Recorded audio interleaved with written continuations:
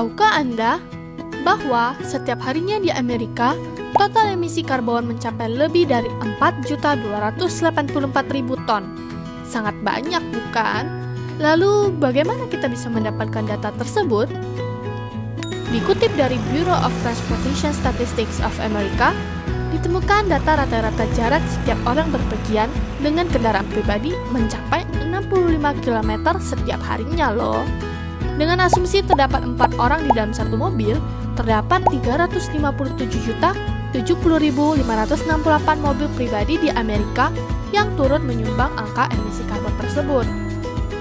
Dilansir dari data penggunaan bahan bakar, ditemukan bahwa emisi karbon yang dihasilkan adalah 10,9 kilo per galon bahan bakar, yang dimana tiap galonnya berisi 5 liter bahan bakar. Kemudian, menurut data rata-rata penggunaan bahan bakar di Amerika, ditemukan data bahwa setiap galon dapat digunakan untuk 40,23 km perjalanan. Sekarang, ayo kita kumpulkan semua datanya. 1 galon untuk 40,23 km perjalanan, yang dimana 1 galon berisikan 5 liter bahan bakar. Lalu, untuk mendapatkan total emisi karbon setiap harinya, kita menggunakan rumus volume galon dikali jumlah mobil pribadi di Amerika, setara dengan 5 liter dikali dengan 357.070.568. Hasilnya sebagai berikut.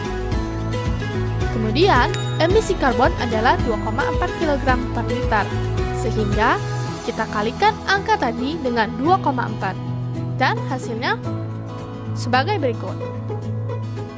Jika kita terus membiarkan hal ini terjadi, pemanasan global di dunia akan semakin cepat terjadi dan mengakibatkan dampak negatif bagi lingkungan dan makhluk hidup, seperti suhu yang lebih hangat dari waktu ke waktu, mengubah pola cuaca dan mengganggu keseimbangan alam yang biasa. Ini menimbulkan banyak resiko bagi manusia dan semua bentuk kehidupan lainnya di bumi. Kedua, perubahan suhu menyebabkan perubahan curah hujan. Ini menghasilkan badai yang lebih parah dan sering. Mereka menyebabkan banjir dan tanah longsor, menghancurkan rumah dan komunitas, dan menelan biaya yang tidak sedikit. Lalu, apa solusinya? Yap, benar, pohon. Pepohonan yang ada di dalam hutan dapat menyerap karbon dioksida dan menggantinya dengan oksigen. Selain itu, hutan juga berperan sebagai resapan air alami yang membantu kita mencegah terjadinya banjir. Setiap pohon mampu menyerap gas CO2 sebanyak 28 ton per tahun, setara dengan 76,71 kg per harinya. Untuk dapat mengatasi emisi karbon sebanyak itu per harinya, dibutuhkan 55.857.734 pohon, sehingga per satu kendaraan membutuhkan 7 pohon. Akan tetapi, pohon-pohon ini tidak akan cukup, karena emisi karbon bukan hanya datang dari transportasi saja, tapi juga dari industri pabrik, pembakaran hutan, ataupun penggunaan lahan untuk pemukiman yang mengakibatkan pohon untuk ditebang. Sehingga kita butuh solusi, bukan? Hal ini sangat mudah untuk dilakukan dan menghasilkan dampak yang signifikan untuk lingkungan kita yang lebih baik.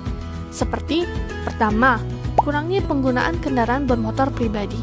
Gunakanlah transportasi publik seperti MRT atau bus. Kalian juga bisa menggantikannya dengan transportasi ramah lingkungan seperti sepeda. Cobalah untuk menggunakan sepeda atau jalan kaki saja untuk perjalanan jarak dekat. Kedua, melakukan reboisasi. Reboisasi dapat didefinisikan sebagai proses penanaman kembali pohon di daerah yang terkena gangguan alam seperti kebakaran hutan, kekeringan, dan serangan hama, atau yang tidak alami seperti penebangan, pertambangan, dan pembukaan lahan pertanian. Dengan menanam pohon di kawasan yang telah terdegradasi atau gundul, reboisasi membantu lingkungan dengan menjamin atau mempercepat pembentukan kembali struktur hutan yang sehat dengan menumbuhkan kembali kanopi hutan dan melestarikan keanekaragaman hayati dan ekosistem. Reboisasi menawarkan salah satu cara terbaik untuk menghilangkan karbon dioksida dari atmosfer, mengubahnya menjadi karbon padat melalui fotosintesis dan menyimpannya di batang pohon, cabang, akar, dan tanah. Ketiga, melakukan tebang pilih. Tebang pilih adalah istilah yang merujuk kepada aktivitas memanen yang terbaik dan membiarkan yang lainnya. Tujuan dari sistem silvikultur tebang pilih tanam Indonesia adalah untuk mengatur pemanfaatan hutan alam produksi, serta meningkatkan nilai hutan baik kualitas maupun kuantitas pada areal bekas tebangan untuk rotasi tebang berikutnya, agar terbentuk tegakan hutan campuran yang diharapkan dapat berfungsi lebih optimal. Ayo teman-teman, kita mulai dari diri kita dan mengajak orang lain. Bersama kita pasti bisa menciptakan lingkungan hidup yang lebih sehat, bersih, dan no polusi. Sekian dari saya, sampai jumpa di video selanjutnya ya.